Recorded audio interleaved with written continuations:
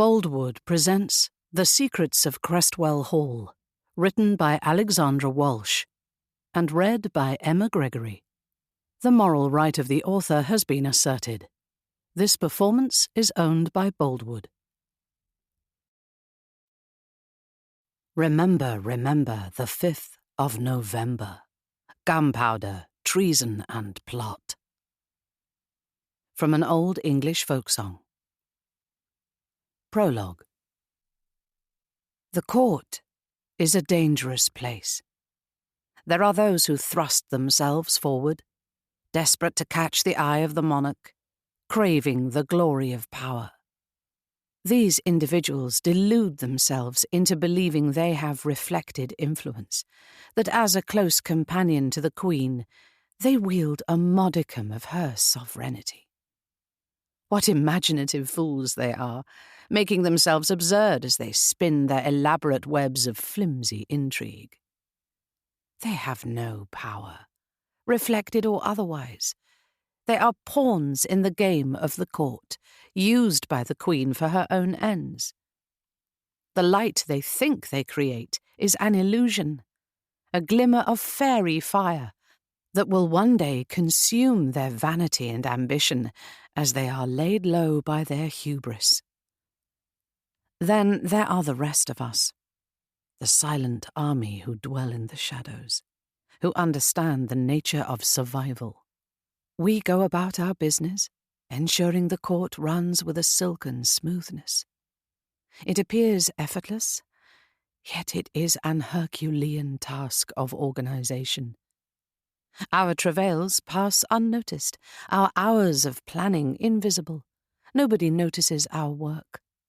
For men, this is harder to bear, and they feel humiliated. But for we women, who have always existed on the edges, who are able to navigate the shadows, it is a gift.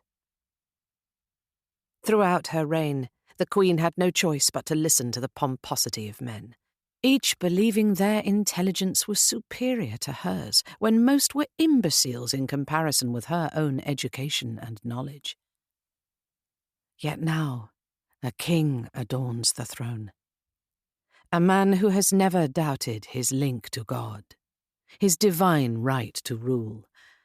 And as he throws out his bright royal light, the shadows around him darken, and danger stalks at his shoulder. He has no subtlety, no grace.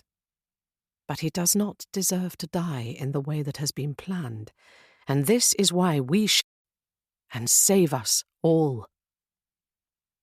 Crestwell Hall, Bible belonging to Elizabeth, Lady Raleigh, 1605. Chapter 1. Crestwell Hall, Wiltshire, November, present day. Your destination is on your right. The rain beat on the windscreen as the checkered flag and a red stop sign lit up the screen of her sat-nav. Isabella flicked it off. My destination isn't on my right, she muttered to the blank screen as she felt for the angel wing necklace around her neck in an unconscious gesture. It's another 3 miles away. Her aunt had emailed detailed instructions on how to continue when the sat-nav abandoned her in the middle of a country lane. Keep driving until you come to a fork in the road, she had written. Follow it to the left and continue until you see the painted milk churn. The entrance is a few meters past it. The downpour was like a drum tattoo on the roof of the car. The heavy clouds were drawing the night down as the rain turned the November afternoon grey with mist and twilight. As the heavy drops splashed onto the narrow road, Isabella flicked on the radio, wanting to fill the silence of the car as she travelled the final few miles to her new home, her new life. Her windscreen wipers tick-tocked like an old grandfather clock as they moved to and fro across the screen, flicking the rain aside. Traffic chaos on the M25 motorway continues following demonstrations from radical climate change group Empyrean. Members have formed human walls across 3 of the busiest sections of... Isabella switched off the news announcer on the radio. The story about the protest had been developing throughout the journey, and there was chaos on the orbital road around London. Isabella was relieved it had not impacted her own route.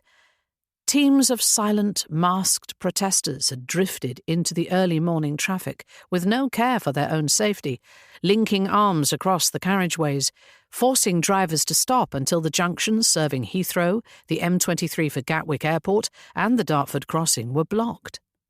The tailbacks had brought the road to a standstill. Dressed in black cloaks and plain masks, making it look as though there was a void where their faces should be, the protesters had stood in eerie silence. Worse, in the past hour it had been revealed that several of the protesters were wearing what appeared to be suicide vests.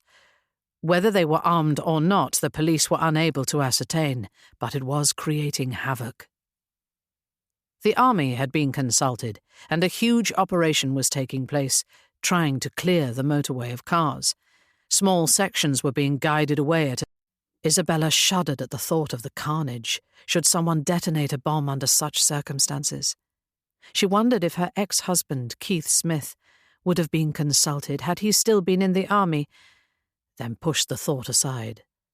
She had turned the radio on for music, a jangly pop tune or the thumping beat of a soft rock classic, not the terror of potential bombers on a packed motorway and thoughts of her ex-husband.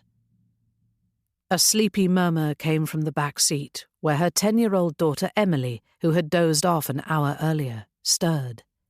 "Are we nearly there?" she asked, her voice full of sleep. "About 5 minutes," replied Isabella. "You okay, Em?" "Yeah," came the reply. "Are there any more crisps?" "The picnic bag is on the seat beside you." There was no reply. Instead, Isabella heard rummaging, then the crackle of a crisp bag opening. Ever since they had left Pembrokeshire earlier in the day, Emily had been dipping into the enormous picnic, packed by her grandmother, Cleo. "Auntie T said to look for a painted milk churn beside the road," said Isabella. "There's an honesty box selling eggs and other produce nearby. Could you help me look, please, Em?" "The eggs will be wet," said Emily, staring out of the window at the driving rain. "Maybe there's a shelter to keep everything dry," she replied. "The turning to Crestwell Hall is a few metres past the churn." Isabella slowed the car, searching the area as best she could without taking her eyes off the road. It was a long time since she had been here, and nothing looked familiar. "There!" shouted Emily, making Isabella jump. "The milk churn! Hey, it's so cute!" Isabella flicked on her indicator, taking deep, steadying breaths. The journey from the lighthouse where her mother, Cleo, and stepfather, Dougie, lived on the Pembrokeshire coast had been a long one, and she was relieved to have arrived. Her nerves, already taut at the unknown world awaiting them, had become more frazzled throughout the journey. Although it startled her that a simple thing like Emily's shout of excitement could create such a tense response. "I'm tired," she told herself, "that's all," as she saw the quaint, hand-painted wooden sign. The words Crestwell Hall were picked out in reflective paint, beside an arrow pointing to the lane.